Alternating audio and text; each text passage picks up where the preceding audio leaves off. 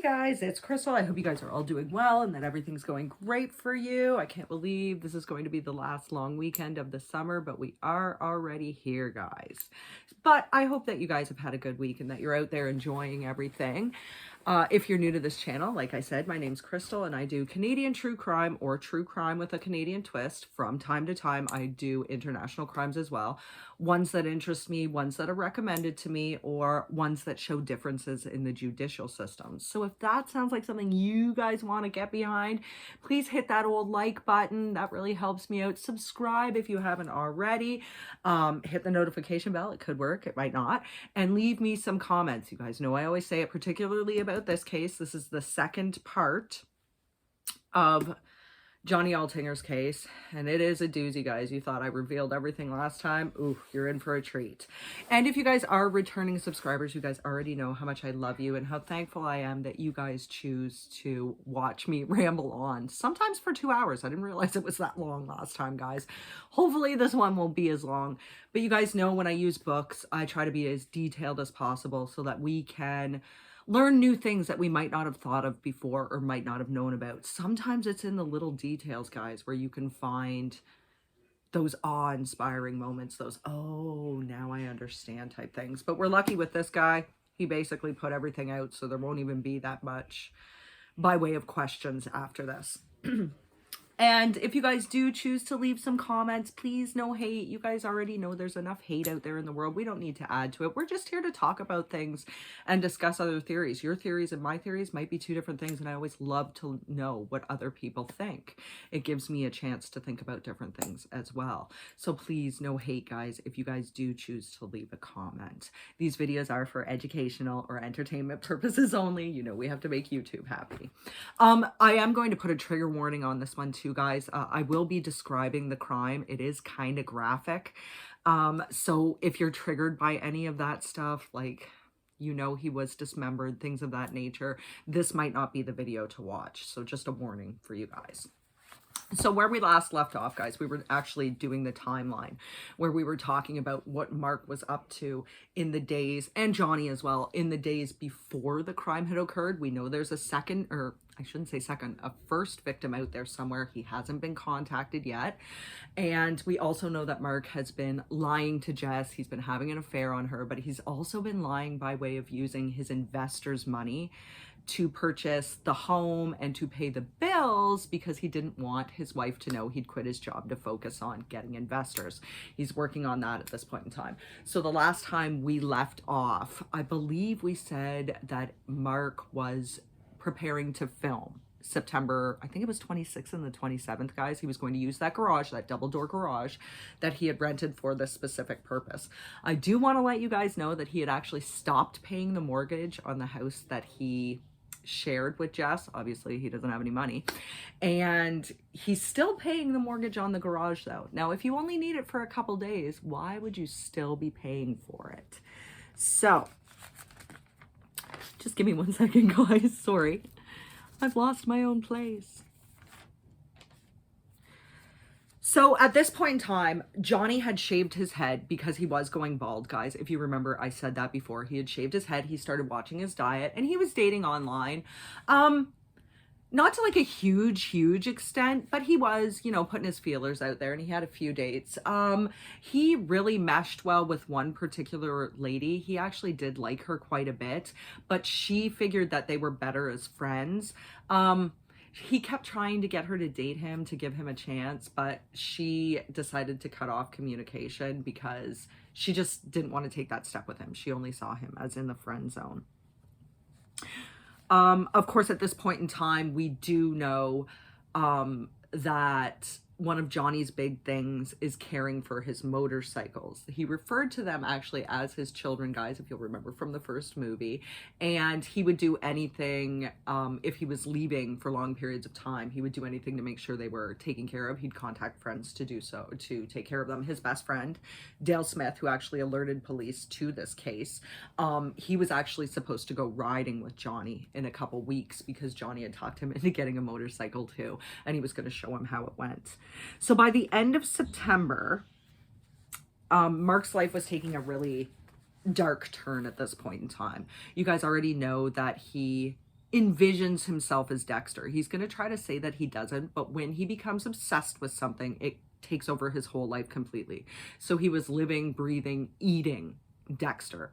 Everything was about Dexter, about reading it, about watching it. You guys know he liked the shows better than he liked the books, but everything was about Dexter at this point in time. Dexter and Day Players trying to get that made. So I did go over this a little bit before in the first movie, but he did create online personas of himself as Dexter, and he would write about himself as Dexter going through his day. One specific site, I guess, he went to. He created it, I shouldn't say he went to, he created it himself, and he was able to gather a bunch of like-minded people that were perfectly happy with pretending that Dexter was real, and they would talk about these online scenarios about how they were going to hurt people if they could, or about what Mark should do as Dexter. They all thought it was just a role play thing, kind of like LARPing. We talked about that. You know, LARPing is out in the real life world, where people sometimes stage epic battles as certain characters. It's almost a form of online LARPing too, though, guys, where they're not necessarily dressing up as the people. This would be kind of before that, but where they take on their personas in these chat rooms. So he was also researching House of Cards. For House of Cards, remember, that's his psychological thriller where a guy in a hockey mask that's painted black and gold with the claw marks that are gold, and the bottom part of it is removed. He sets up online profiles, meets men that are cheating. That was the whole premise behind it. Takes them back to this shed as the female. He leads them to this shed, this garage, as the female, and then they come in and he tortures them for their banking information and also their online passwords, and then he kills them, gets rid of them, and at the end of the film you see it's just a writer writing the plot for the film, but in reality the writer, I shouldn't say in reality because it's a movie, but you'll see that the writer has created an online persona and he has a bag full of gear, like he's going to go out and do it. So it's almost like Mark is acting it out, right? And it's called House of Cards, so you know it's going to fall in at some point in time. But regardless, that's what he was filming. So, of course, he had to do a lot of research. He researched online, but that's why he had those books. The books on human behavior, forensics, and psychology. However, when he was going into the psychology, he realized that he shared a lot of traits in common with other psychopaths, including the no empathy, the compulsive lying, the not having any feeling for anything, the fact that he could make his life so grandiose when in reality it was pretty normal. He could do that. And the selfishness. He did actually describe himself as really selfish. So he actually did become concerned to some degree about this, to the point where he actually went, and I'm saying actually a lot, sorry guys, to the point where he actually went, I did it again, he actually went, I can't help it, went and saw at least 2 mental health experts. Now, according to him, they said he was fine. I don't know if that's true or not, but they said he was fine, so he just brushed it off and figured that he was fine, and it didn't matter. He did go and seek them out. He was a little bit concerned, but regardless. I also want to point out that at the end of House of Cards, the killer deletes all of the profile, obviously, the online female profile. And he also deletes all communication between himself and his victim. Sorry, guys, just give me 1 second. So he started to interact with a woman online named Renee Waring, and she was from Ohio. And she would prove useful to him in the future. But at this point in time, they're just interacting, mostly on the Dexter site, but they were interacting. By the end of this September, with the filming in Cannes, Mark had, quote, an epiphany. He was given the insight he had been seeking for so long, quote, into himself. This is like into himself. He finally had this, oh my God, moment where he decided, if you will, that he was going to live out this life, that he was going to become a serial killer. It must have excited him in some way. It ignited something in him. He felt like it was the thing he had always been looking for. It was almost like that aha moment where he realized something out about himself. He was concerned at first, but now he doesn't seem to be. He said it had given him a new purpose and a new destiny for life. This epiphany would be his, quote, legacy and claim to fame, end quote. So Mark started flirting with Renee online. Now, we know he's also got Tracy in the wings, and of course he's married to Jess, and they have Chloe at this point in time, but this is his deal. He doesn't really care. And he was exchanging sexy messages with her too. He and Renee confided in each other about their dark fantasies, let's just say, about things they would like to do to people, real life people, if they could. Okay. And not be caught, things of that nature. Now, Renee believed that these were just fantasies.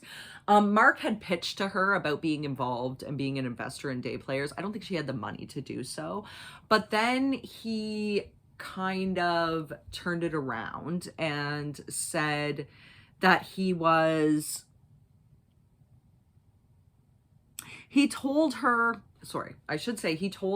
that he and Jess had an open marriage, and the two of them found that they had a lot of things in common. Not just the love of Dexter, but these dark fantasies that were in their head, that they enjoyed the same things of that nature. And of course, this was how they started talking to each other. And they did eventually give each other their phone numbers, their real personal information, not like online passwords or anything like that. But you know what I mean, who they really were, things of that nature. They were no longer just interacting as faceless people online. They were actually talking to each other like friends, or, you know, something more. So he kind of convinced Renee that the things that they were talking about, these dark fantasies, under the cover of, quote, brainstorming film concepts, end quote. And that if he used one of her dark fantasies as a storyline, he would then pay her for it. Do you see what I mean? Like if he used one of her fantasies to make a movie about, then he would, of course, share in the money made from it. So she was pretty excited about it. This is why they were talking so much about dark fantasies too. He also started communicating, like I said, back again with Tracy. Tracy did not trust him, but she was intrigued by him. I think Tracy had loved him to some degree as well. We know that Mark claimed she was his first love, his soulmate, things of that nature. So he started interacting with her again. Jess at this point in time is on the back burner. He doesn't really care, but he still wants to keep the marriage persona up because I'm guessing it gave him legitimacy, right? We know a lot of psychopaths do that, where they try to keep up as normal a life as possible so people don't see anything. But also with Mark, I mean, oh, you know, invest in my movie. I'm this young married man with a baby and it'll just be great and I'll make us so much money, you know, playing off that angle. So he made he made a fake profile at this point in time, still the end of September, on plentyoffish.com. He loves him some plentyoffish.com. He stole some pictures. He faked some pictures. You know how they always do it on Catfish. If you haven't watched Catfish, do it. You know how they do that. So he stole the pictures and he called this woman Sheena. And he started to interact with men online as Sheena. This was also around the point in time, because of the epiphany, where he started to write SK Confessions. If you guys remember from the first film, the police had a printout from his hard drive that was 35 pages long entitled SK Confessions, and it was basically a full confession of everything he had done to victims. This is when he started writing it. His descent into becoming a serial killer. Jess and Mark's marriage, of course, at this point in time is further deteriorating. He, at one point in time, told her, quote, "I'm not sure I feel empathy like other people," end quote. And of course, she's shocked. And she's sitting there freaking out in her head thinking, I don't want to be with somebody who can't feel empathy.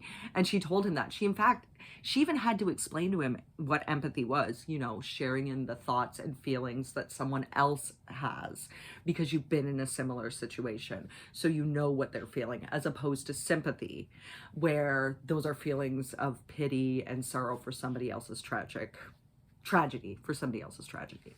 He told her he couldn't feel empathy towards other people. He never felt remorse, anything like that. And she's told him she couldn't be with him. So if he had no empathy. So she encouraged him once again to go see a psychiatrist, but also asked if they could do marriage counseling together, which he agreed to. His first visit with a psychiatrist was going to be October 3rd of 2008. Remember that, October 3rd. That's what he told Jess anyway. So, October 3rd. Gilles Tétrault, okay, Gilles. It's actually G, but some people would say Gilles or G's. It's G. Tétrault had actually just moved to Edmonton from a small prairie town that was mostly French speaking. He had just moved there. He'd gotten a job at the casino. He was single. He was kind of a short man, but he was a nice guy, and he was relatively attractive. He was to me anyway. I really did have a crush on him after this. He had black hair, and he was really, really thin, guys. He took to online dating because he felt that it made life easier for him, particularly because he had moved to a new city where he didn't know many people. So this was a good way for him to meet other people. Just give me 1 second, guys. I think I can show you a picture of G. So this right here is G, just in case you wanted to know. So he was on Plenty of Fish. This is what he was using. And he met this phenomenal girl named Sheena. She checked all the boxes for him, and he was delighted because she seemed to like him back. He was super excited about this. So they arranged to have a date on October 3rd of 2008. She didn't give him the address of the house. You've heard this before. Because it wasn't a house, she gave him strange directions to a double-door garage, told him he'd have to park in the alley. He couldn't park in front of the house. She said it's because that's where the bus line went through, so you can't park there because the bus needed to go through there. It must have been a small street, guys. And that he would have to go, she'd leave the garage door open. He'd just go through the garage, and from the garage go to the house. Remember, the house is, I wouldn't say a fair distance away, but it's a distance away. He thought that the directions were strange, much like Johnny. He didn't really understand them, but he didn't give them to anybody else. Unlike Johnny, he didn't have that core network of friends. He'd just come to Edmonton. So he really, I don't think at this point in time, had people that he was close enough to talk about this stuff with. She claimed that there was no street address because it had to be taken down for some reason, kind of like what she told Johnny. Regardless, he was apprehensive about the directions, but he was excited for his date, so he agreed to go and meet her. Mark was busily communicating with Renee online about the darkest fantasies. Remember, they're still talking about this. Now, usually these were based on what Dexter would do in that scenario, I guess, or they took it to that extreme. It was them acting as Dexter, I guess, guys, kind of like playing that role online. She didn't realize he meant what he said, or that he was plumbing her for ideas for what he could actually do to people. She hesitated about it somewhat, but she convinced herself in a way that she was just talking to a friend, that they were just blowing off steam. She wouldn't ever kill anybody, and she never thought that Mark would either. It was mostly about what Renee wanted to do to her ex-husband's new wife. apparently. She really didn't like this woman. She called her anorexic and stuff like that. I remember they were really focused on that. Mark told her that she needed to prepare a kill room like Dexter, you know, all the plastic sheeting, everything taped up, everything basically set up so that it would be an easy way to clean things up, and that she'd need to have the table, things of that nature. That it would be, what she would need to do was apply a stun gun to the person and then put them in a sleeper hold so they were knocked out so they could get them on the table. She'd need to wear the protective suit, of course, so that she wouldn't get anything on her when she was dismembering, duct tape the person down, you know, handcuffs, things of that nature. He also told her to break the person's jaw and remove the teeth so that no one could identify her afterwards, or to impede identification, and to get rid of all the forensic evidence and dump the body into water, just like Dexter would do. Sorry guys, it's very weird to me that people talk about this stuff online. I've never had it in me, I guess, to do that. To graphically describe what I would do to somebody. We know Mark has before, though, because he did have that kill list, or that hit list. I shouldn't call it a kill list. I should call it a hit list of the people he wanted to get graphic revenge on from high school. Remember, his old high school best friend, his old childhood, I should say, best friend, had told people about that, or told the police about that later on. So G, super excited for his date. And a little bit before G was supposed to arrive, Mark let himself into the garage. Of course, he's still ostensibly using it for filming. He's still renting it. He's still paying the rent. He set everything up. He had the hockey mask. He was all prepared for when she would come. He had made the garage pretty much his own personal kill room. He did wrap it in plastic, not very well, but he did do things of that nature, and he was able to obtain the stun gun. Remember, the 800,000 volt stun gun. It's illegal in Canada, but he was able to get it from someone from the States. He was able to do this. Now, when G got into the dark garage, he felt someone grab him from behind, okay? This person grabbed him from behind. I don't know if this was Mark trying to put him in a sleeper hold, like he said before, because when he entered, this person grabbed him from behind and then had the stun baton. Of course, G didn't know that it was a stun baton at the time, and struck him several times in the chest. It didn't make him go down or anything like that. He was completely freaked out. He had no idea what was going on. He spun around. He was able to spin around. It didn't seem like the stun gun had that much of an effect on him, guys. We might talk about that in a little bit, but he was able to spin around and see this masked man. He had a black mask, black hockey mask, jaw removed, gold claw marks down the face. He was able to see him, and he pushed the arm holding the baton away. He was able to manage to do that. And he tried to run away. Of course, we would too, because the garage door is still open at this point in time. The man then pulled out a gun and Mark pulled out a gun and ordered G to the ground with his hands behind him. And of course, G's freaking out. This is a gun. So he did go down. He did put his hands behind him. And the man, Mark, duct taped his eyes. So creepy. He then told G this was a, quote, standard robbery. So you know the deal. You give me the money, or you give me whatever I ask for, and you won't get hurt type thing. If you cooperated, everything would be fine. G was terrified. He didn't want to die, though. Not that way. So he decided he was going to fight back no matter what. In fact, what he said about that was, quote, "I'd rather die my way than his way," end quote. So he ripped the tape off of his eyes and he got up. This is completely shocking to Mark. This is another thing Mark didn't plan for. Mark is a person, and this is what a lot of people have said, guys, that only sees the big picture. He never thinks about the details needed to achieve that big picture. And one thing he didn't think about was the fact that his victim is a human being, has their own thoughts and feelings, and can fight back in certain ways. He thought he'd be easily able to subdue anyone. He did not know what his victim was thinking at that point in time, didn't take it into account, and he didn't care, right? He doesn't care.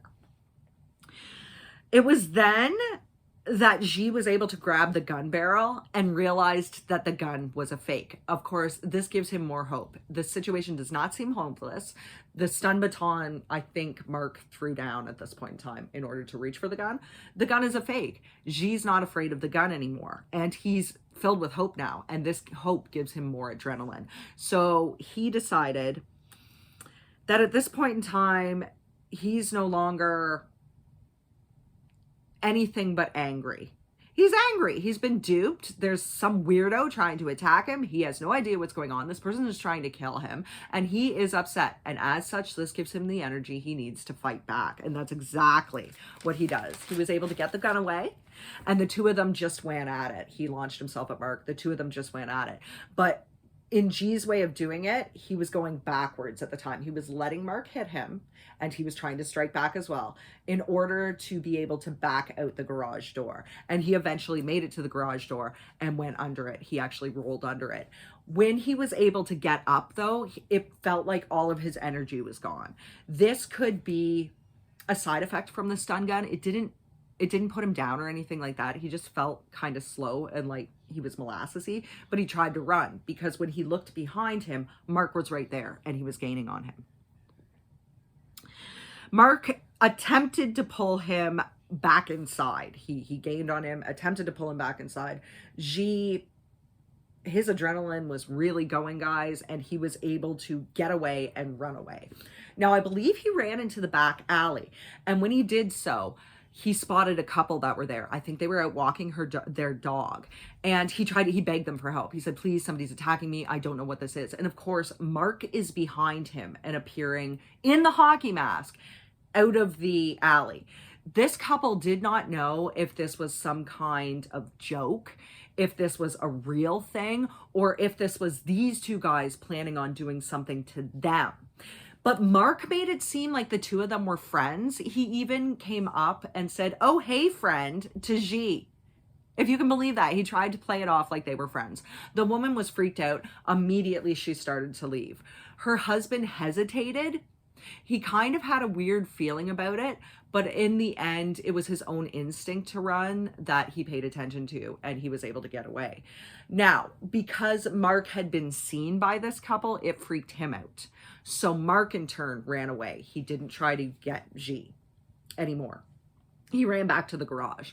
G picked himself up, went back to his truck. He's pretty beaten up at this point in time, guys. He's been hit with a stun gun too. And, you know, they had quite a tussle. Mark's a tall guy. They had quite a tussle. He actually said that he could see Mark pacing back and forth in the garage underneath the door. It wasn't completely closed. He could see his feet pacing back and forth. Regardless, he got into his truck. He started driving, and halfway through, the adrenaline stopped and it hit him full force. What had happened, he actually had to pull over and throw up. He was feeling sick to his stomach. He was super sore. He ended up making it home.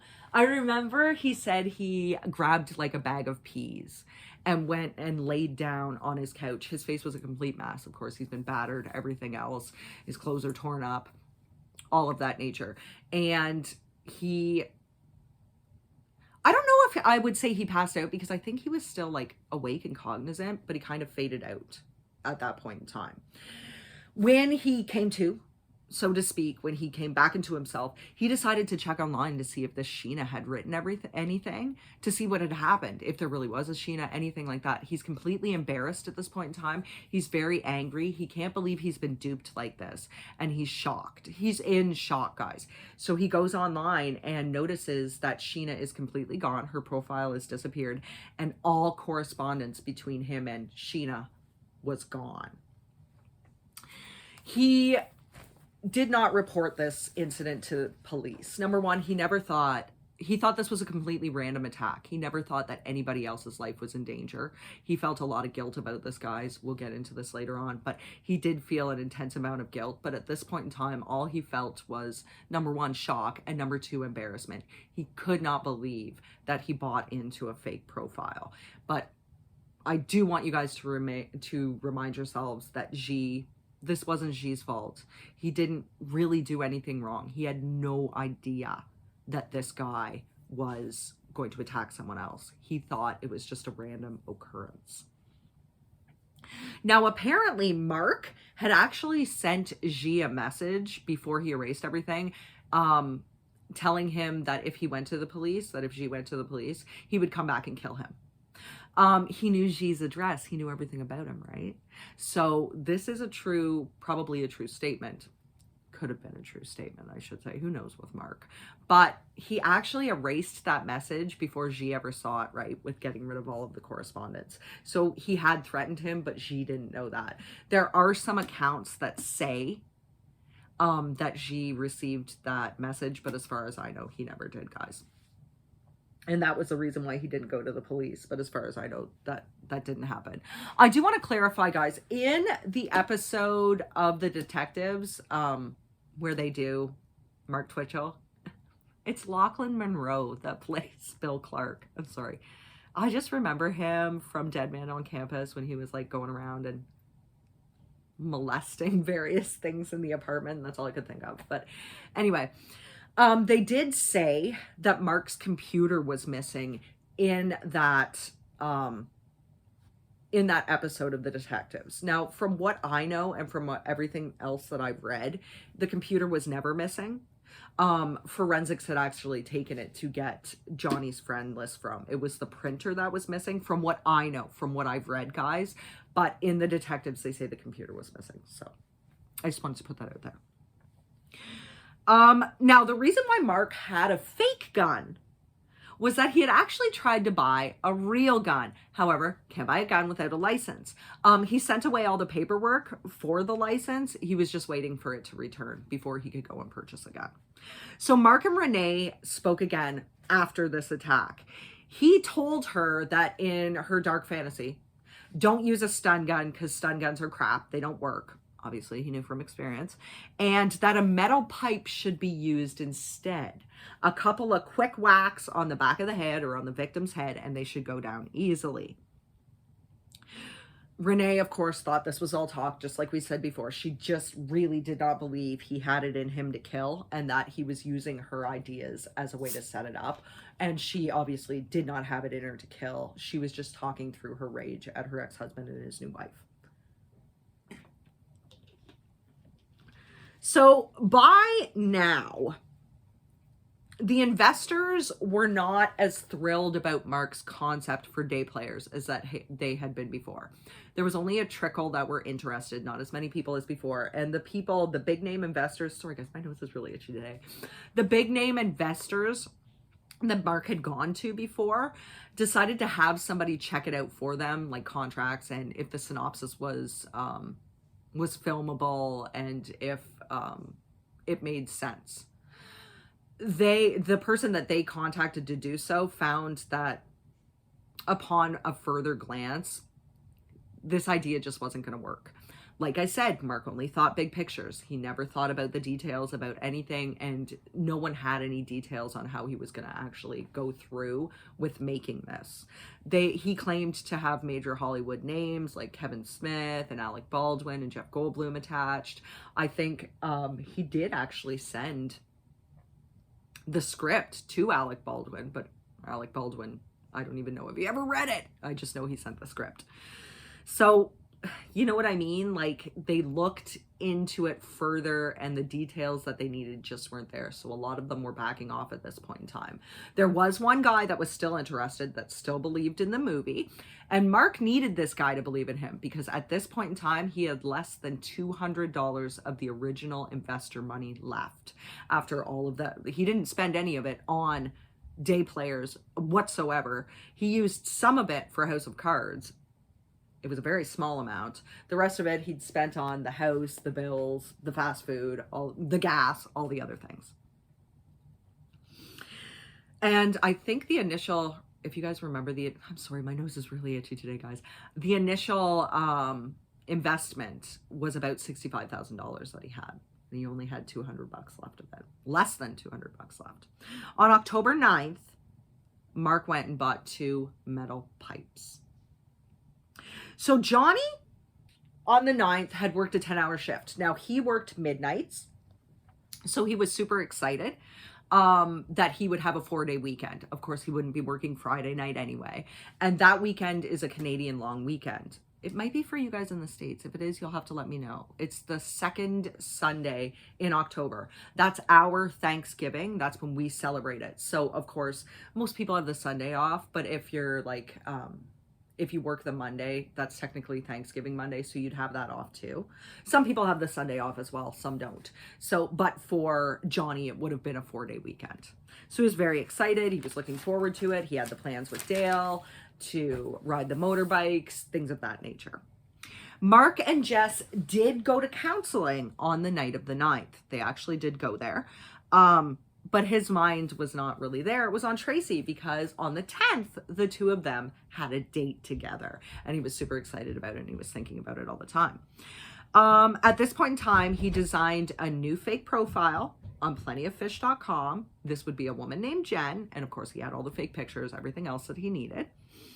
And he spoke to Renee and told her that he had, quote, all kinds of shit planned, end quote, for the weekend. Sorry, guys. He also interacted with people on the Dexter fan site about a hypothetical situation of what he should do to this innocent victim. As far as I know, guys, that's kind of how it went about. One of them warned him that he was getting sloppy and to be careful not to get caught. Of course, these people are thinking it's all fake, right? That it was just a game they were playing.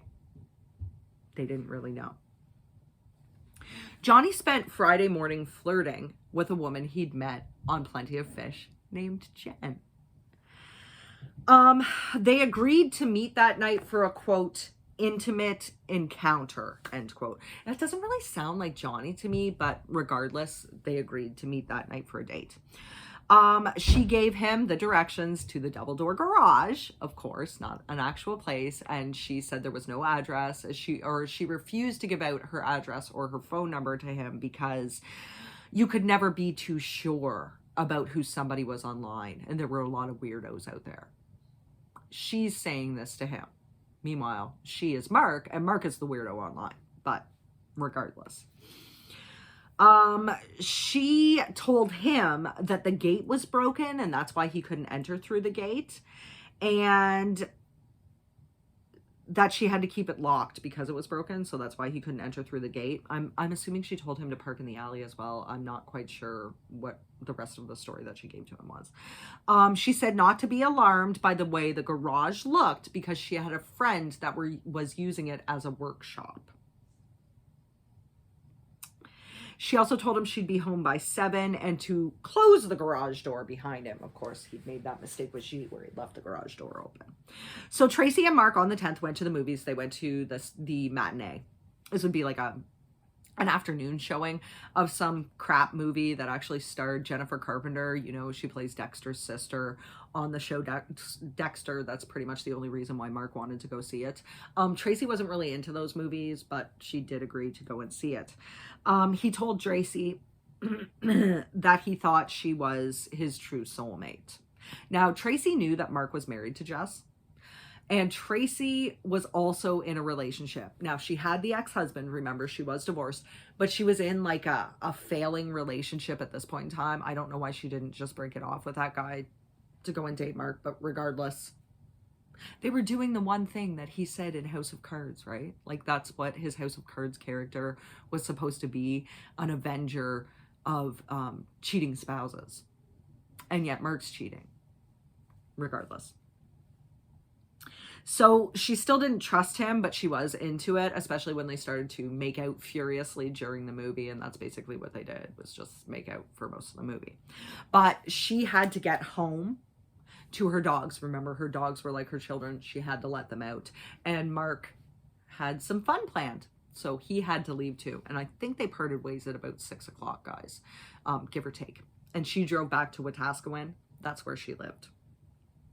I think, as far as I know, it's a small town. It's about an hour away, guys, from Edmonton proper. So she drove back there, but they did agree to meet up later that night. So Johnny, of course, like I said, talked to his friend Willie from work, his really good friend Willie from work, and he told him about his date that night, and he also told him about the weird directions. As far as I know, he sent the directions to Willie, and Willie told him to text the address to Willie when he arrived at the garage, just so that Willie would know, just so that it would be more on the up and up. Willie must have had his suspicions. I'm telling you, Willie and Dale are the type of friends you guys want to have. The ones that it just doesn't seem right. I'm going to go and take a further look into it. They're the type of, you know, like Nicole Atkinson in the Watts case, how great of a friend she was. These are the type of friends you want to have. So he also, of course, called Dale and told him about the weird directions. Now, he just told Dale the weird directions. He didn't actually send them to him. So sorry, guys. I said he sent the directions to 2 people. He actually told the directions to 2 people, but he did send the directions to Willie. Of course, Dale also told him to call him, not text him, but call him and tell him the address once he got there so they could make sure everything was kosher. This...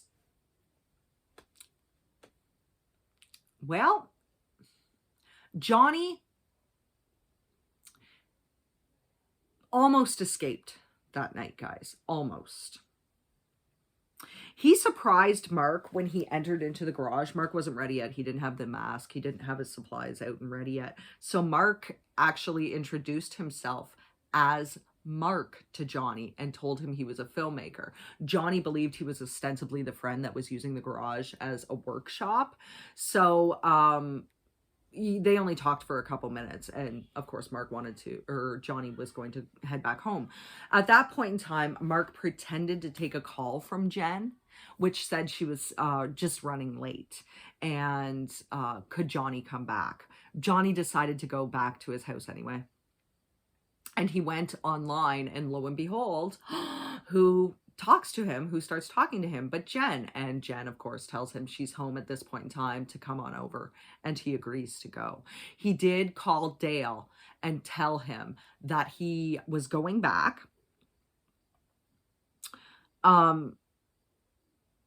He did call Dale originally and tell him that Jen wasn't there, but that he'd met a man named Mark in the garage. And then he did tell him, I think he texted him, guys, once again, that he was going to go and meet up with Jen. She was finally home now. So the next bit of information, this is the trigger warning, guys. This is according to SK Confessions, which we basically know is everything that happened. Trust me, it's verified because we know it was word for word what happened to G. Was taken from SK Confessions, and she confirmed it, as well as other places, times, names, things of that nature. So according to SK Confessions, this is what happened next. Mark decided not to wear the mask. It didn't matter. He was going to kill this guy, so it didn't matter if this guy saw his face. G, when he was being attacked by Mark, had tried to memorize what he could see of the face, but he could only see the jawline. When Johnny saw him, once again in the garage, he said, quote, "I guess I'm just a glutton for punishment," end quote. Mark responded with, quote, "You have no idea," end quote. He then proceeded to hit Johnny on the back of the head several times with the metal pipe. Remember, the metal pipe had blood, bits of skin, bone, other tissues, muscle. It lodged inside of it. Johnny, of course, didn't react the way Mark thought. He thought it would just be 2 good whacks and the guy would go down. Johnny's bigger than Mark really assumes he is. So I think he was more of an even match for Mark. And he started screaming and calling for 911. The garage door is still open at this point in time too, guys. And of course, Mark couldn't have that. So he hit him again. And at this point in time, Johnny went down to the floor and started begging him to stop and saying how much his head hurt, everything else. He offered Mark money to stop as well. And of course, Mark wasn't going to. So Mark attacked him again. Now at this point in time, Johnny is trying to get the pipe away, but he's losing any and all energy fast. He's been hit in the head several times with a metal pipe. So he's losing what little energy he had.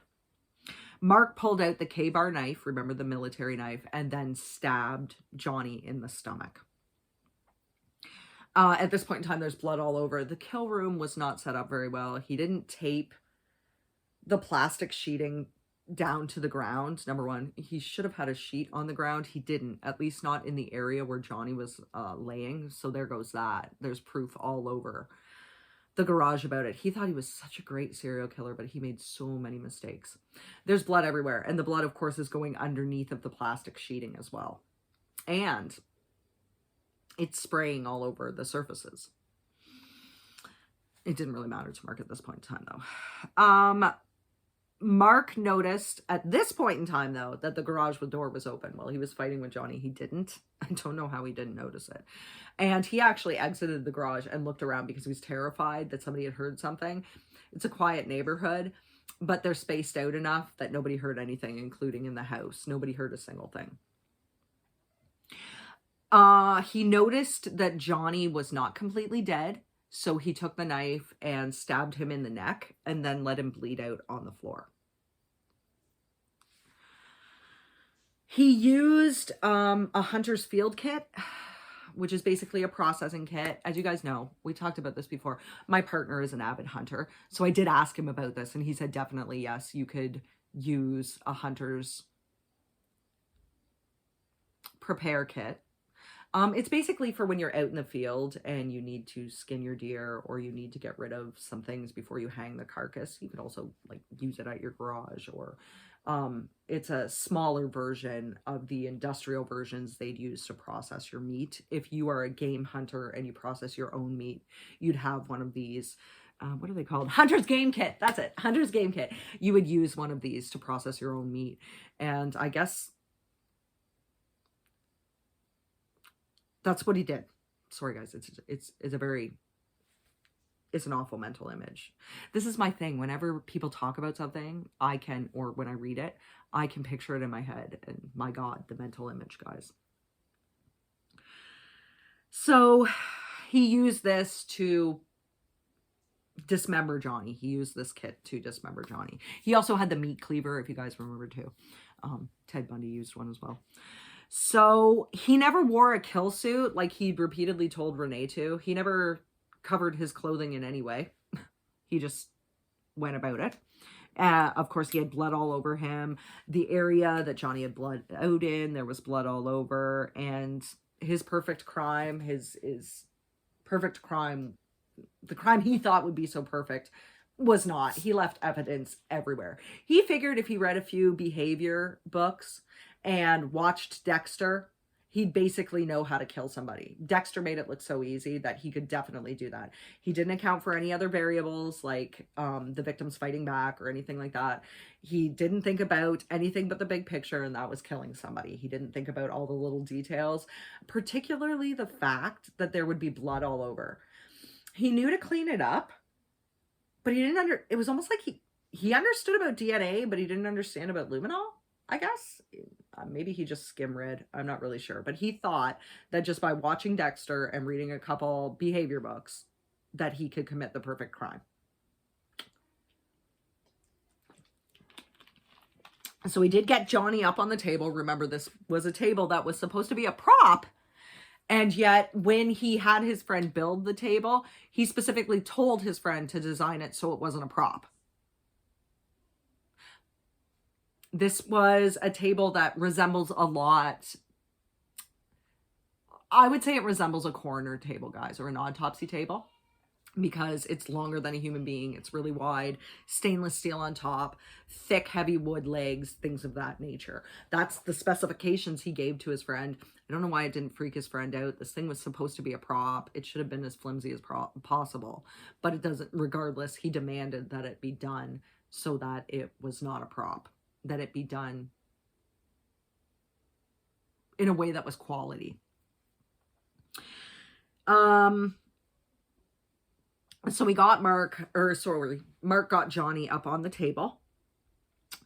He started to disarticulate the joints. He put those body parts into garage bags for the time being. He used scissors to cut off Johnny's finger tips. Sorry, guys. That's why they found bloody scissors. He used them to cut off Johnny's fingertips. Sorry. It's really gross. I'm sorry. Yeah. He talked about bisecting the torso, so cutting it in two, and the weird sounds that it made. And also he talked about playing with the intestines and how the intestines did not look like encased sausages like they did on TV or in movies, but just the way they looked like in in real life. He talked about that, and it was fascinating to him. He said that he compared dismembering Johnny to carving a pumpkin.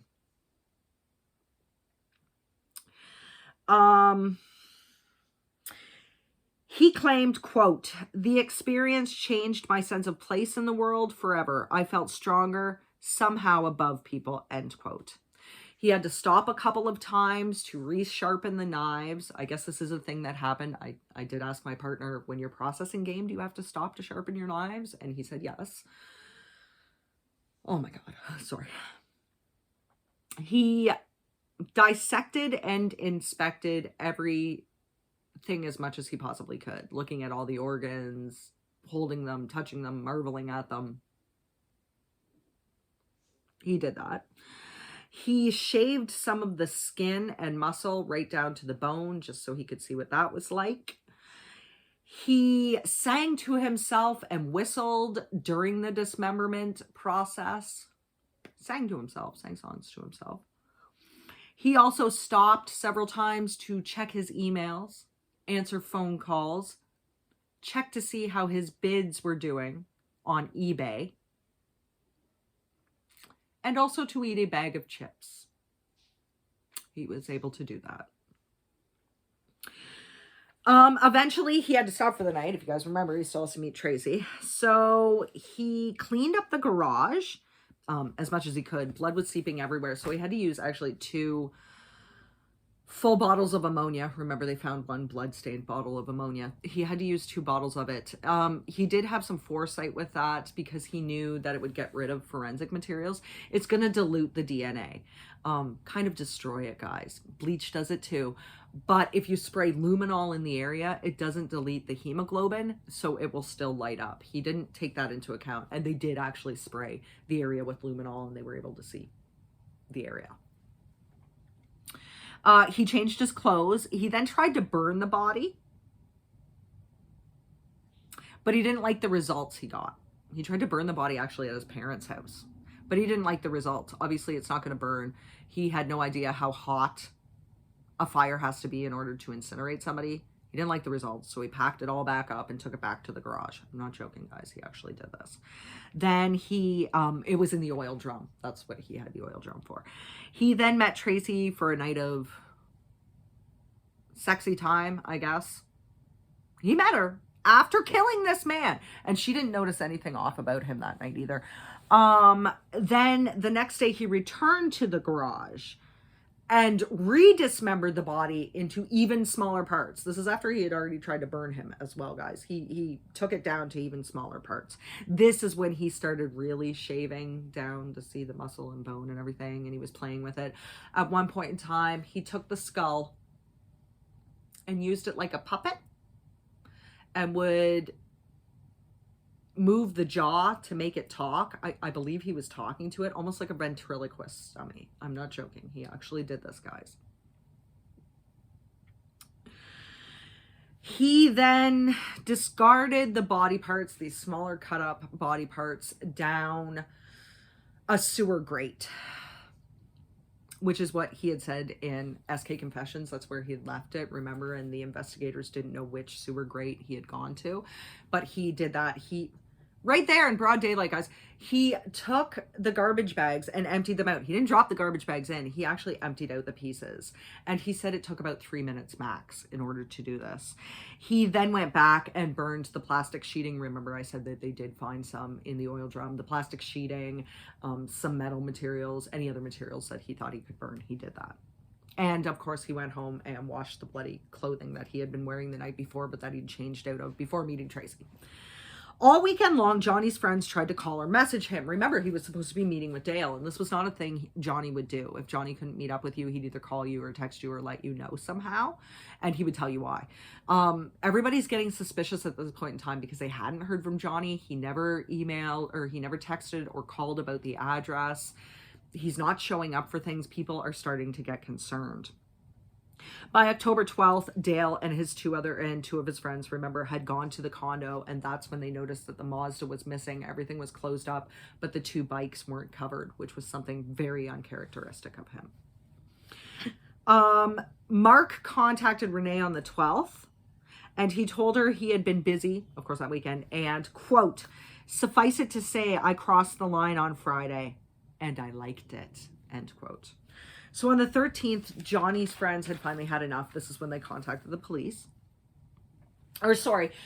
Johnny's friends finally heard from him. These were the cold, impersonal messages that said he had met this woman, Jen. She was wealthy. They were taking off to Costa Rica for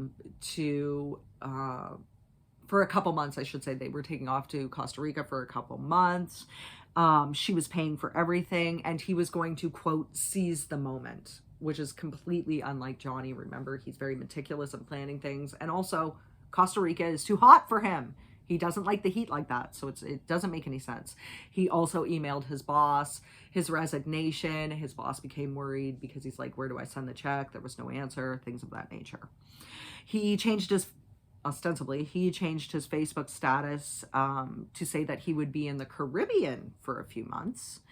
And his relationship status was changed from single to in a relationship. His Plenty of Fish account was completely deleted, as was that of Jen and the correspondence between the two of them. Now, anytime friends of his would demand, and there were a few, to see pictures or ask him any questions, he never answered them back. I said this before. These were just very perfunctory, cold messages that he would leave about. So Dale knew Johnny wouldn't leave without making arrangements for someone to take care of his bike. That's what really, really made him stop and think about this and want to contact police. Of course, he did contact the police that week several times. And at first, no crime, no nothing. Of course, they don't have anything to go on. So he was brushed aside at that point. I do want to let you know that police did eventually find the burn barrel Mark used to get rid of the evidence, not the body, the evidence. And oddly enough, Mark had no sense of smell. So he was never able to smell the stench that was left in the garage, nor the stench, which was basically burnt materials and also cleaning products, as well as gasoline. He wasn't able to smell that.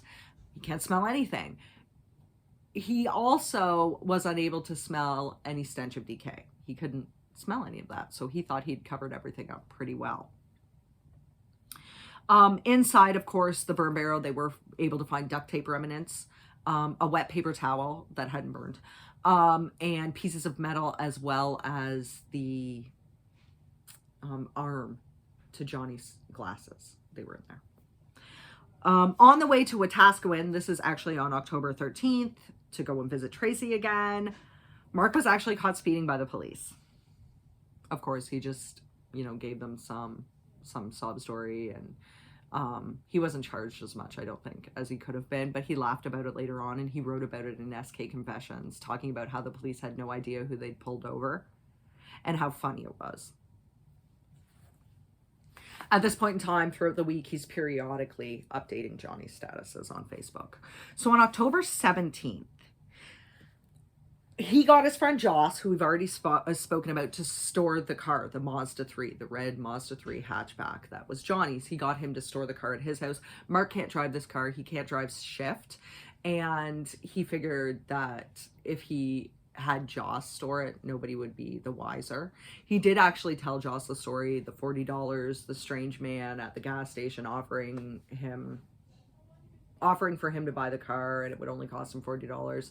Joss never asked any questions about the story, and he never asked any questions about why he was storing the car. He just let it go at that point in time. He said that he had cleaned it up somewhat. Now, I don't know what that means, guys, if he had cleaned something up inside of it, because I know that he couldn't have cleaned it very well on the outside. Blood was on the bumper that he missed and was also in the trunk, so I don't believe he was ever in there. I think that Mark was able to get the Mazda somehow into the garage, even though he claims he can't drive stick, into the garage after Johnny was dead, and while he was dismembering him, the car was sitting in the garage. So at this point in time, and I didn't tell you guys this before, Johnny's friends actually broke into his condo.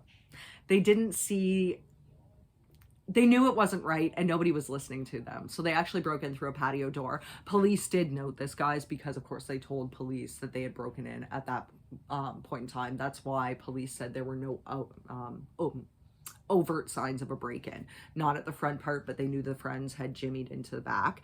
And the reason why missing persons took them so seriously on the 17th, exactly 1 week later, was because they found Johnny's passport.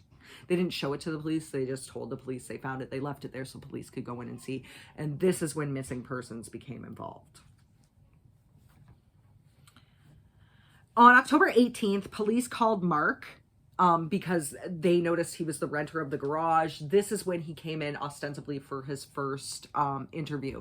So, of course, he's interviewed by missing persons first, claims he doesn't know a Jen, doesn't know a Johnny, told them the story about how he thought somebody was tampering with his life because the lock had been changed. Remember, he told them that it wasn't his padlock that was on the outside of it anymore, even though the neighbors had seen him change the padlock. But anyway, police were like, oh, it doesn't really matter. It was a really crappy, one of the hasp ones, the locks where it's like the little nub and then you put the piece over top of it and lock the padlock that way.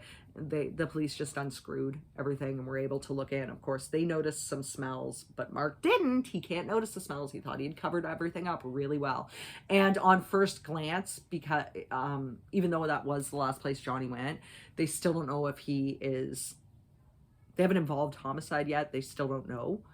And on cursory look, everything looked fine. It looked like it had been cleaned up, right? Like it was just a garage. He'd also, however, they did note that he'd left behind a receipt for cleaning supplies and plastic sheeting. And like an idiot, he'd paid for it by credit card. He'd left a paper trail. He didn't pay for it by cash. Even Paul Bernardo knew better than that. He paid for everything on cash. Like, this guy thinks he's so great at everything, but he's just left a paper trail. He told police he hadn't been there on the 10th and that he hadn't been there since. And yet police noted that the receipt was dated October 15th. So how is it possible? He later said that he just forgot on the 15th, or that he had actually been there on the 15th. He just forgot about it. He'd made a mistake. His story was, oh, sorry guys. Now, they did note that Mark appeared calm, cool, and collected during the interview. He seemed very forthcoming with information. He didn't seem like a suspect. This is what Missing Peoples noted. However, the story still did seem strange to them. And because the story didn't make sense, this was before they knew about the car or anything else, because the story just seemed so weird, that Mark was renting this garage. This is the last known address that Johnny was going to. They have proof that it was the last known address he was going to. But because Mark was saying, oh, my lock was changed and everything like that, everything of that nature, homicide had to be involved. It was just too much of a strange story to let it go. Josh, who was actually hiding the car, took a call from Mark that night. Mark said he was scared. He was nervous. He was stressed, and he told Joss that somebody had rearranged the garage. So he was trying to imply that somebody else was in there. I think he's trying to set up his own alibi, his own factor that it couldn't have been him. Somebody else was in the garage.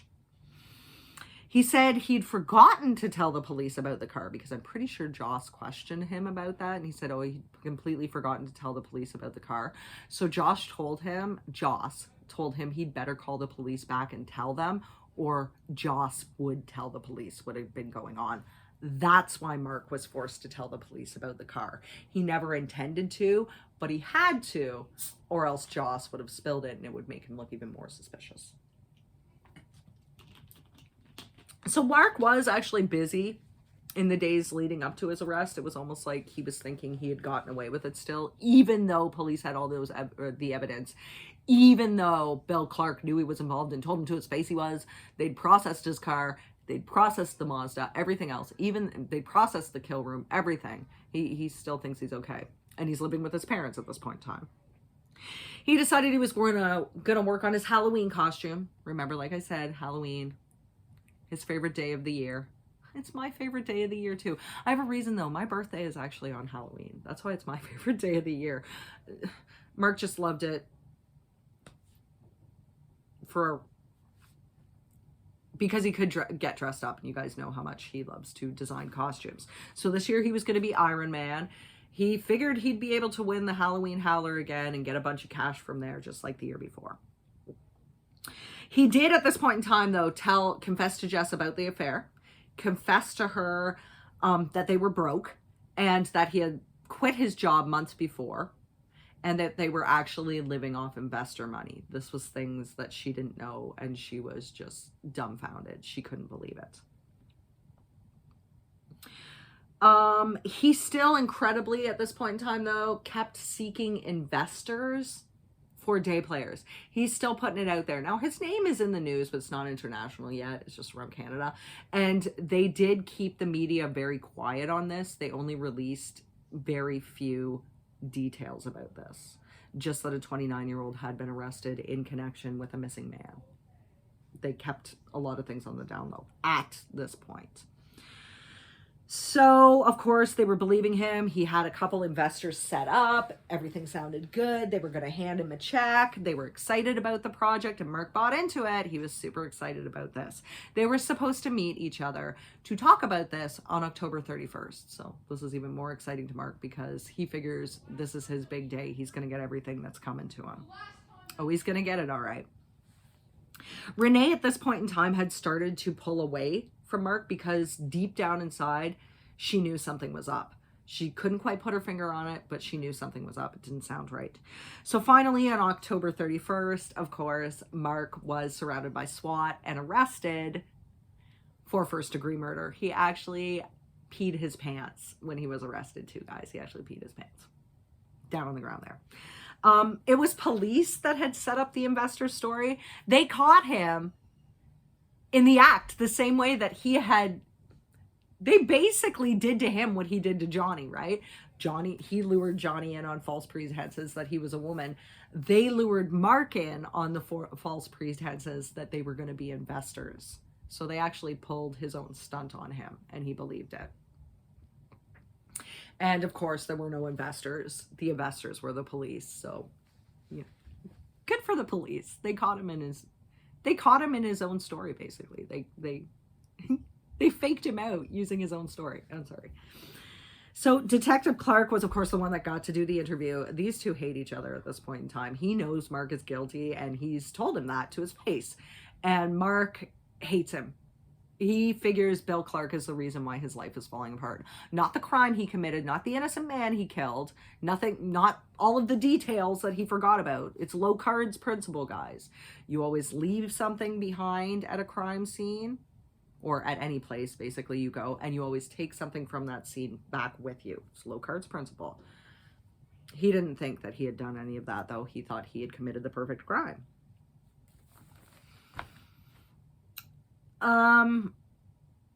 The DNA from the Grand Am, which was Mark's car, the DNA from the trunk of it, that's what they were waiting for. That's what they needed to arrest him, had actually come in on October 31st. And of course, it was a perfect match to Johnny Altinger. So they had that. They knew for sure.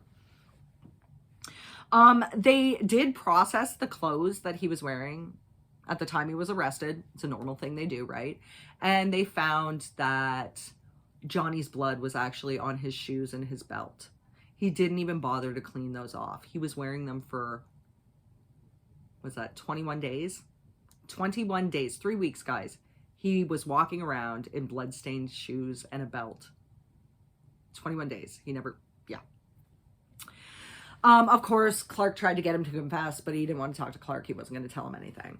Later on, he did tell an interrogator, a different investigator, that he wasn't ready yet to talk about it. So they tried again and again, but Mark did not crack. They also tried to get him to show them where the body was so they could bring closure to everybody. He wouldn't do that.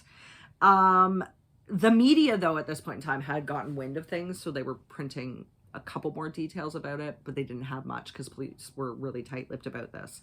Now, at this point in time, after the arrest, police decided to use the media to their advantage, and they decided to use the media to appeal to Xi, to see if they could bring G forward. They knew there was that first victim, and G didn't know about this. He hadn't been following the news or anything like that. He was only notified of it a little bit later on, and he did come forward to the police himself when he heard about the homicide through the media. So it did work. They released to the media that the killing was a lot like the recent script for Twitchell's movie House of Cards.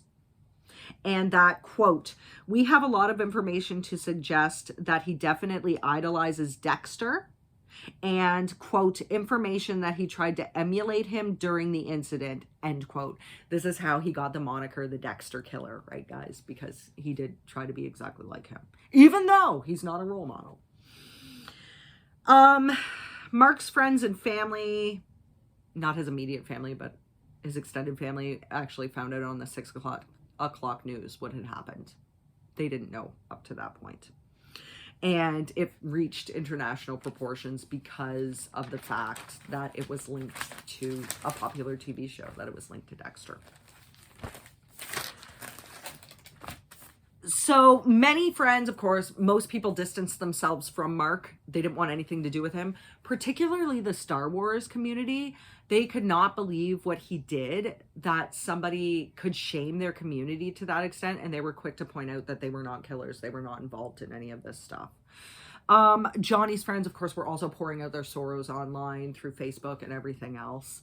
No one could believe that something like this could happen to such a kind and gentle man like Johnny. He didn't have any enemies. It was just completely unbelievable.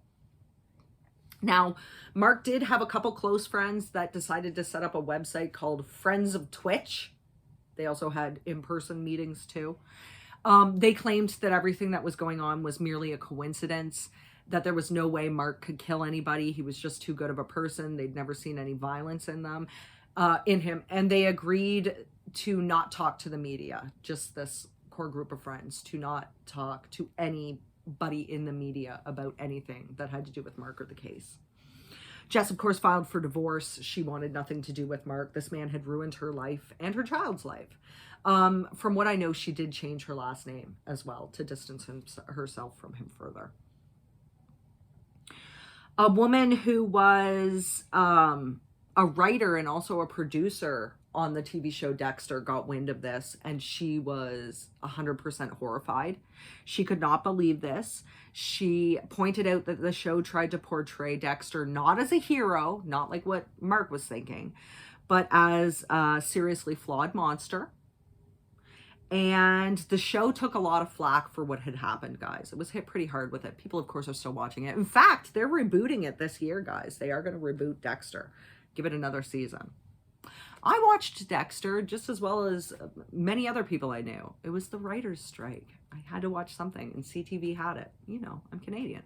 And I found that it was really interesting, but in no way did it make me want to emulate anything. I just thought it was an interesting concept.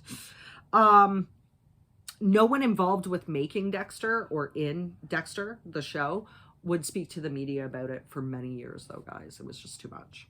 So by mid-November, like I said, G had been found. He had been interviewed. He had come forward himself after hearing about the homicide. And his tale, of course, almost 100% matched what was written in SK Confessions. So they knew for sure that SK Confessions was definitely a verifiable and true document because of this. That's why they knew what had happened to Johnny, because he basically wrote it down step for step.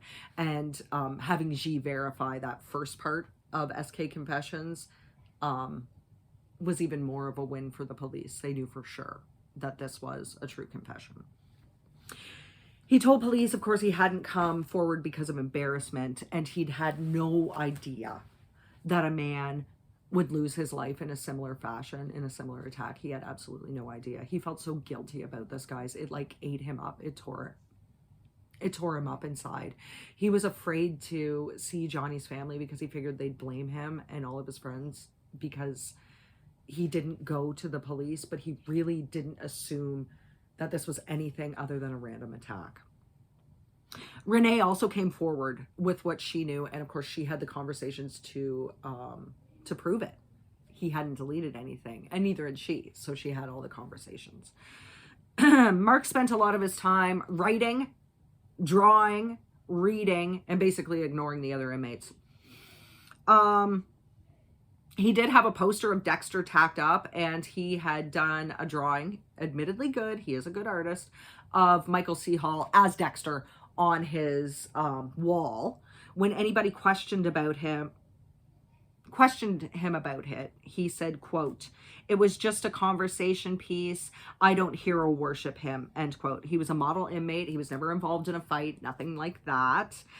Instead, he used his charisma to get favors from people. Apparently, he used his infamy to earn respect from the other inmates so they wouldn't attack him.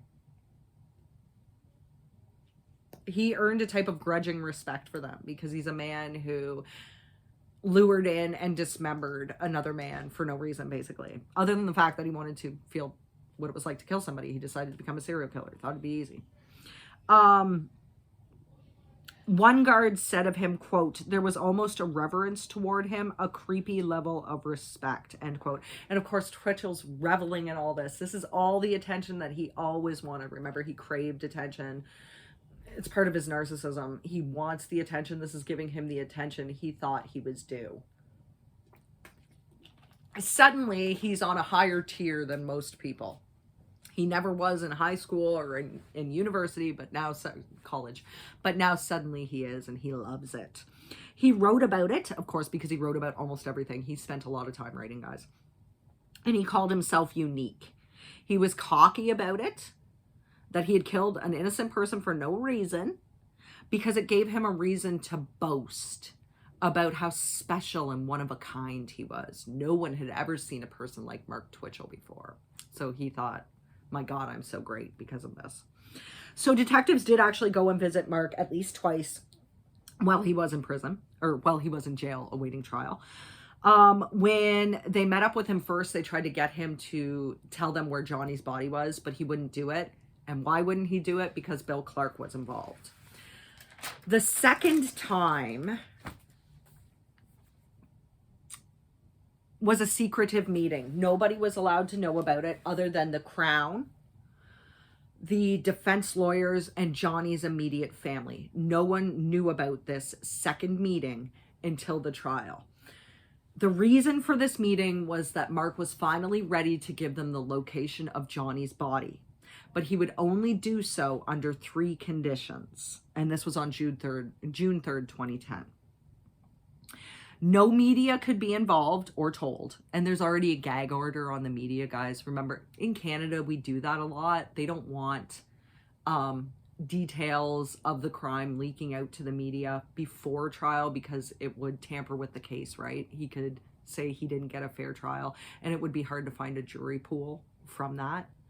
So the 3 conditions were, of course, no media, no questions. They couldn't ask him any questions about anything, and no Bill Clark.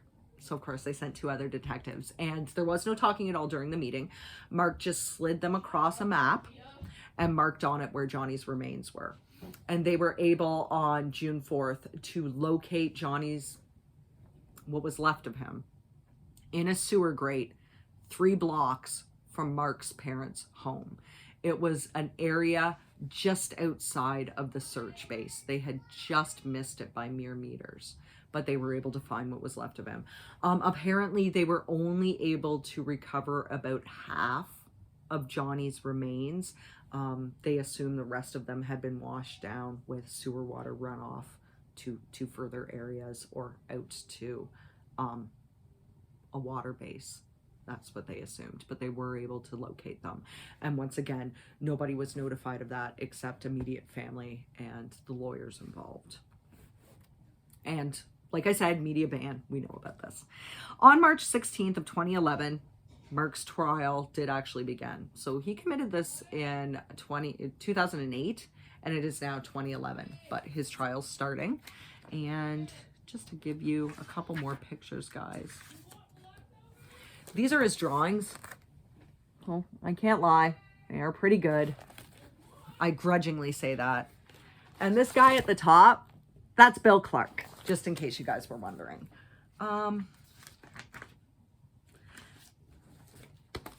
Here are some actual pictures. I hope you guys can see that, of the weapons used in the kill room, including the table.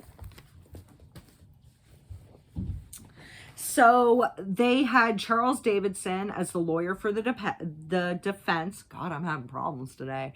Lawrence Van Dyke and Avril Inglis were the Crown attorneys, and Justice Terry Claxon was presiding.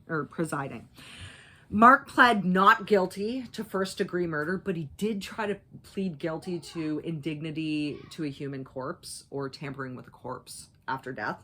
The judge was like, oh no, that's not what this trial is about. You're either pleading guilty to murder or not guilty to murder. And he stopped him there. But this was Mark's way of setting up his defense. We're going to get into it. It's a doozy of a story too, guys.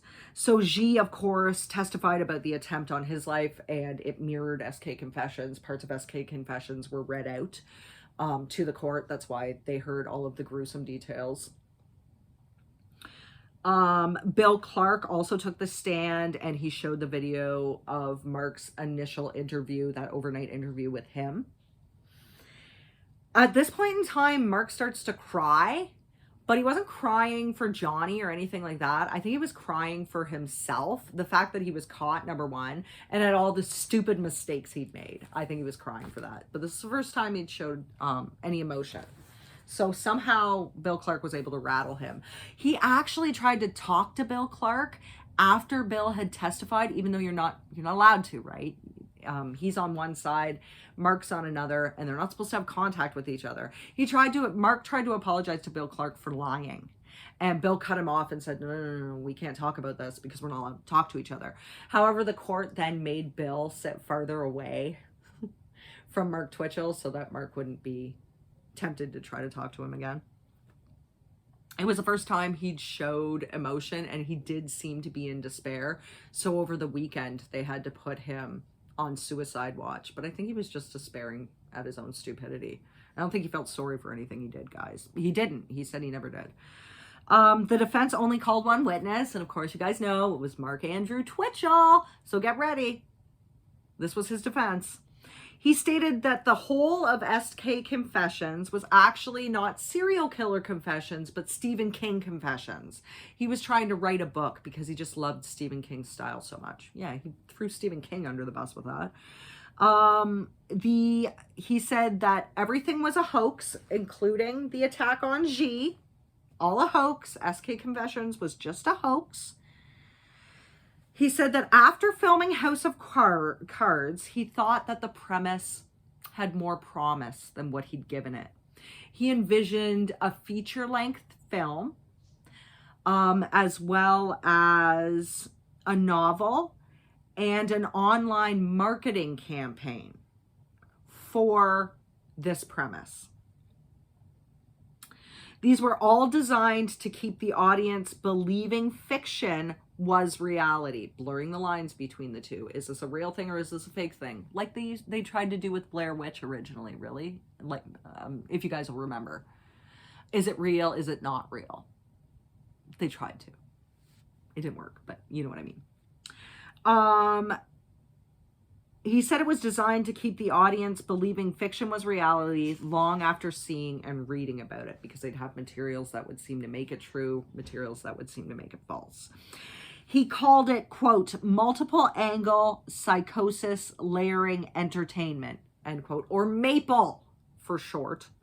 Poor Canada. It was a blurring of the lines between fiction and reality, trying to keep the audience guessing as to if it was a real story, had some truth, some premise, or if it was a complete work of fiction, or was it somewhere in between. That's what he wanted to basically make it into an online urban legend, like Slender Man, guys. Slender Man is a fake story. It's fake. It was made up on Creepypasta. In fact, it was made up as part of a photo assignment from Creepypasta. Designing your own photos, and somebody did that. And then all of a sudden, people started to jump on this bandwagon and say they'd seen it. And two 12-year-old girls tried to kill their best friend because of it. They said Slender Man had come to them and all the things. So it was a blurring of fiction and reality. That's what Mark was trying to achieve, according to him, in this scenario. So he initially was going to use his fake female personas to lure in what he called recruits. Kind of like what happened in House of Cards, right? Luring them in. He'd then tell these recruits all about the premise, and they were there to help him drum up interest in House of Cards and get them to be pretend survivors of this real life house or this real life garage of horrors. They were going to pretend it. They were going to fake it. Later, he decided that to scrap that plan and that it would be better to scare the recruits instead into thinking that they were under attack. This way, it would add validity to the argument of,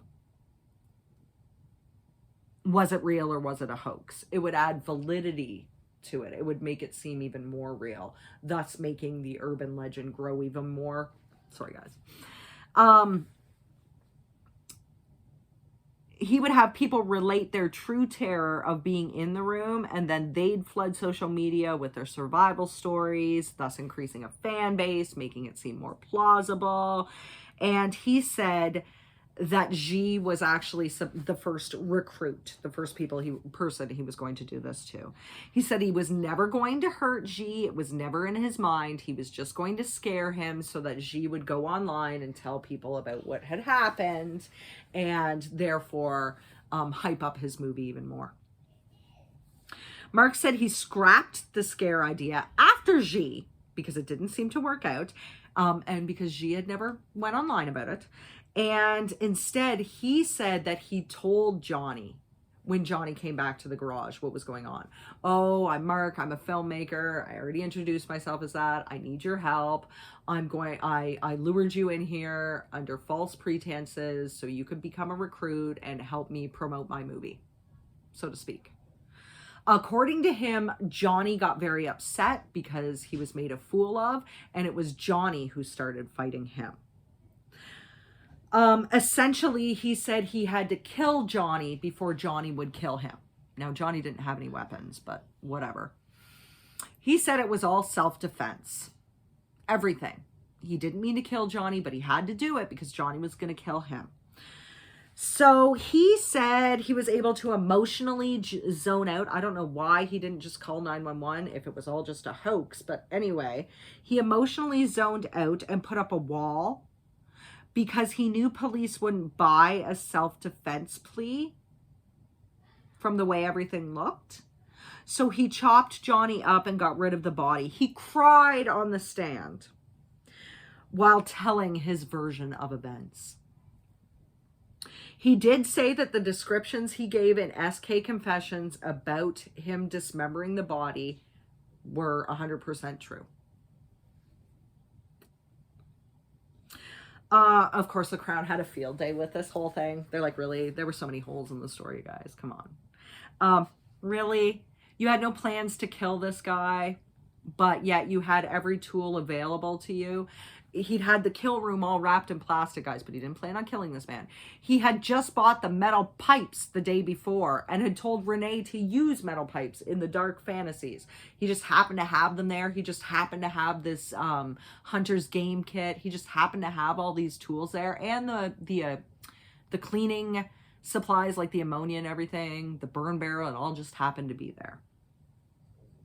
He pointed out that he'd been lying to Jess for all the time, and he was perfectly able to keep up with the lies, that he had come home and visited Tracy in a pretty much ordinary state. There was nothing freaked out or bizarre about him, or nothing to indicate that he'd had this freak occurrence run-in where he'd had to kill a man who was going to kill him. They also pointed out he was perfectly normal during not one but 2 Thanksgiving dinners, and he was able to enjoy them, and that he was able to enjoy his time with Tracy. So the Crown attacked him for just happening to have everything on hand that he would need, and just happening to be able to live such a normal life after such a horrific thing had happened. They pointed out all the holes and flaws in Mark's story, and it did make Mark kind of mad. So on Tuesday, April 12th of 2011, and they of course finally told everybody that they were able to locate Johnny's remains because of Mark. So on April 12th, 2011, Mark Twitchell was found guilty of first-degree murder. And of course, he got the mandatory 25-year life sentence for that. He's not a dangerous offender, guys, so he will come up for parole, but he has to serve 25 years first. Mandatory, it's first degree. G was actually given some peace of mind as well. He was filled with regret and remorse over the whole thing. He couldn't believe that he hadn't gone to the cops because he was embarrassed. He couldn't believe that this guy had actually killed somebody the very next week using almost the same tactics. He felt so bad, and he was so afraid to face Johnny's friends and family because he thought that they would blame him because he hadn't come forward, not realizing any of the implications. But Johnny's mom, Alfredi, actually grabbed his hand and told him, quote, "I'm so happy that you're still with us," end quote. She was glad he survived so he could tell his story and lend more veracity to SK Confessions. And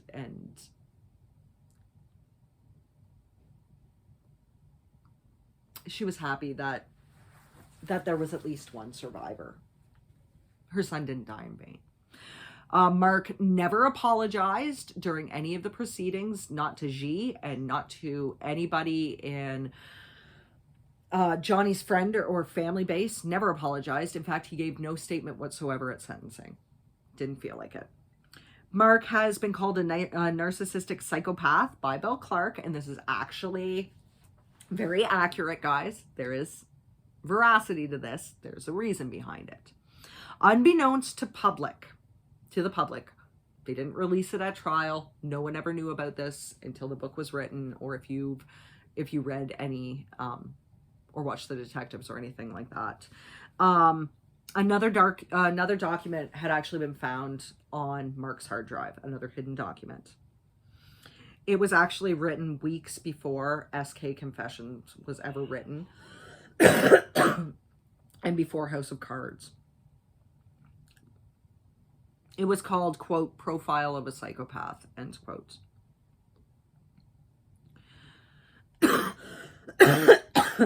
Sorry. It contained Mark's many ruminations on what made him tick.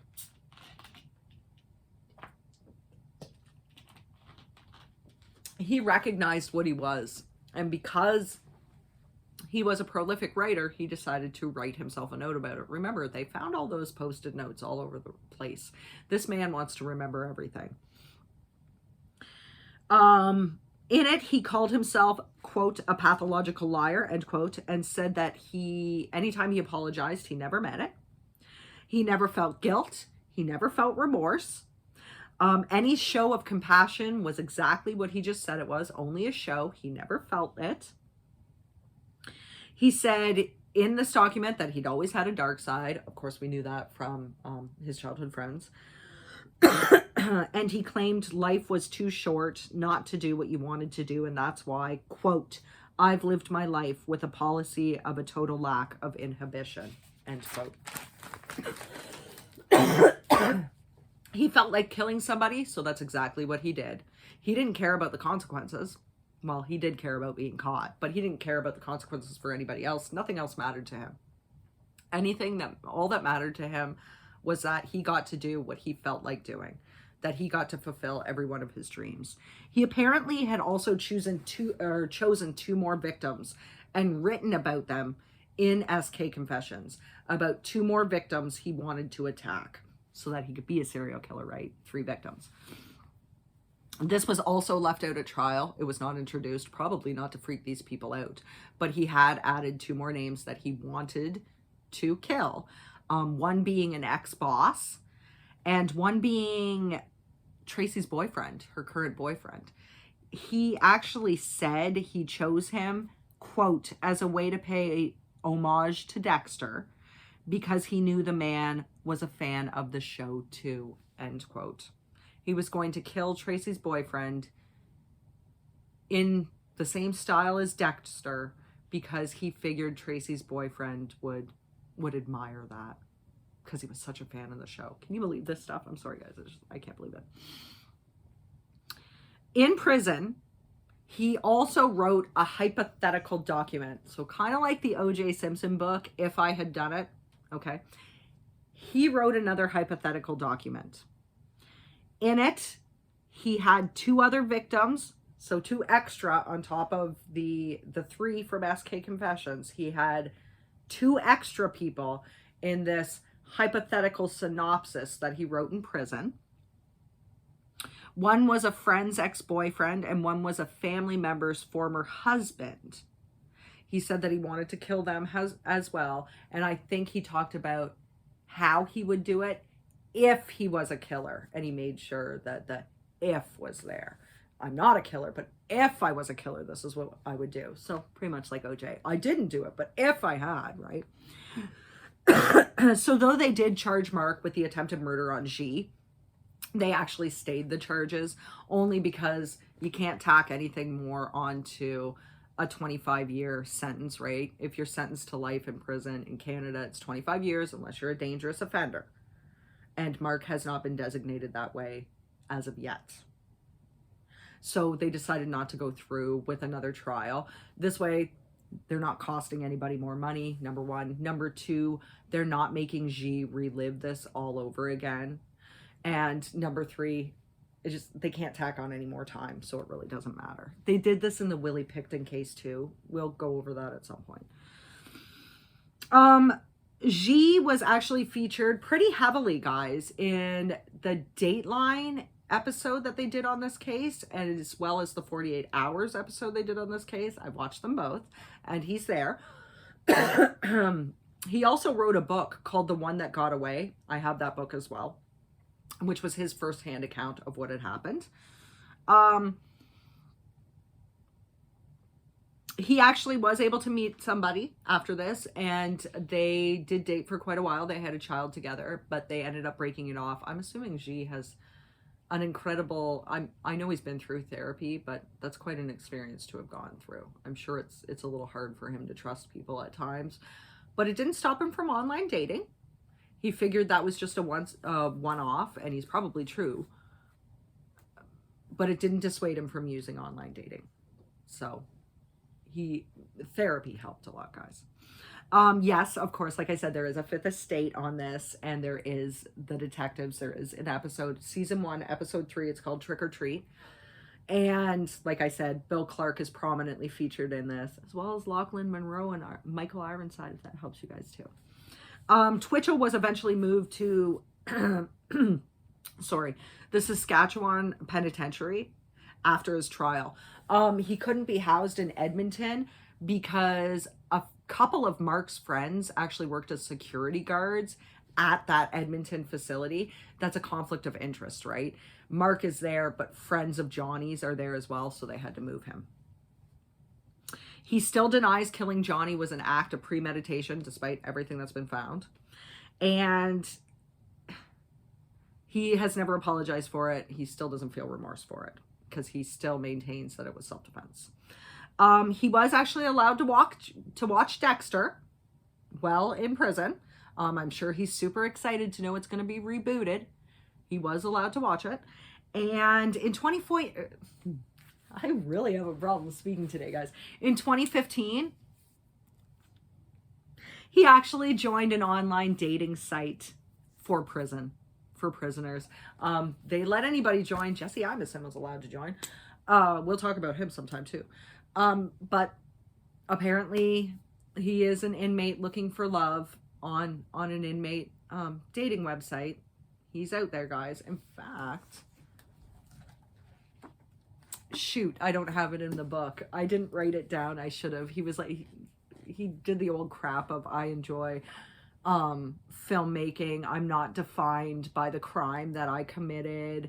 I didn't mean to do it. You know what I mean? Like, it was self-defense. He's on there, guys. He's on there. So Jeff Lindsay, the creator of Dexter, only spoke about the case once, and he never mentioned Mark by name. In fact, apparently there was an American that also tried to do a Dexter-style type killing. But Jeff Lindsay said, watching Dexter doesn't make a person a killer. There are no, quote, magic words, end quote, to make someone a psychopath. A person kills because it's inside them already. It was already inside Mark Twitchell. We know this. He killed somebody. There was no motivation, really. He didn't know Johnny. Johnny was a complete stranger. He had no idea what he was like, nothing like that, other than what he got out of him from Plenty of Fish. He didn't know this guy. He wanted to kill somebody. He wanted to kill a complete stranger so this person couldn't be linked to him, and he wanted to experience it. Remember, he lives his life without worrying about what other people think, and he does what he wants to do. He killed a man just because he felt like killing people. Number one. Number two, because he thought he could be the best serial killer anybody had ever seen. He could have a huge body count. If Johnny had never had such good friends that actually eventually broke into the condo and found his passport, if he hadn't had such good friends, Mark could have gone on to become a very prolific serial killer. He could have lured God knows how many people in and never been found out, because he did make sure to erase everything. He also made sure to hide his online activity. Remember, he downloaded the software, or he bought the software to do so. And because there was no link between him and the victims, the only way they found out about it was the garage, the weird directions to the garage, number one. And number two, because Johnny had good friends that were able to prove he couldn't be away on his vacation. So Mark Twitchell will be eligible for parole, guys, in 2033 at the age of 54. He hasn't been declared a dangerous offender yet. They could do that. They can still do that at his parole hearings if they still believe that he's a danger to society. He'll only be 54. We know from Bruce MacArthur, it's entirely, and Fan Ray Copeland, it's entirely possible for even Robert Durst. Yeah, he was older when he killed people too, and younger, but you know what I mean. Older people can kill, and 54 is not really that old, guys. I hope they declare him a dangerous offender. He doesn't have any remorse. He doesn't seem to care, but who can say for sure? So that's it, guys. Oh, are you tired? I'm tired. That is the story of Mark Twitchell. No comments, guys. Like no questions to ask you guys. He told us he was a psychopath. He wrote everything down. He told us what happened.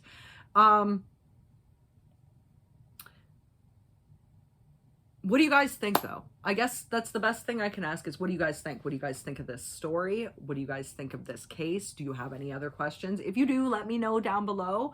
And like I said, hopefully you guys will like this. Hopefully it answered any questions that you might have. Hopefully I didn't leave anything out. But if I did, if there's something you want clarification on, just let me know. Next week, we will be into a different case. I think we're going to look at a female killer. We haven't done that in a while. I've been researching and I found a doozy. So we're gonna do that next week. And hopefully you guys will be out there enjoying the last long weekend of the summer. I hope you have a great week, and I will see you here next time. Bye for now, guys.